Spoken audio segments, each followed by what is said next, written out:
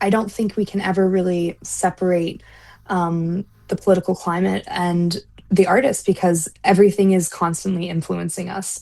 A lot of times, women and just people with female reproductive systems are neglected in the medical system, and that's continuing.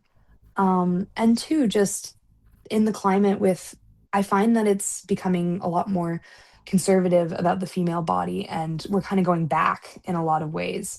And even thinking about like Roe v. Wade being overturned, and like I grew up reading Margaret Atwood, and like Handmaid's Tale and her The Testaments is just coming out. Great show.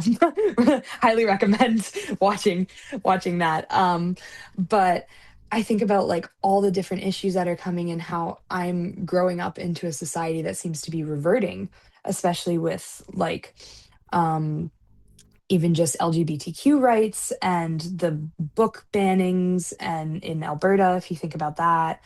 And there's just so many things happening, and it's so rapid because I remember kind of growing up more so and thinking that it was going into a positive direction. And it seems that we're reverting back for like women's rights, and even just like the attitudes of um kind of traditional values are really kind of coming back, and women saying that like I've heard some women around me being like, "Oh, I'm not going to work. I don't need school. I'll just marry rich," and things like that, and just kind of losing a lot of the fight. So I'm hoping that that kind of continues, and then with like yoni art and reproductive art, that it's saying something and it's pushing that further.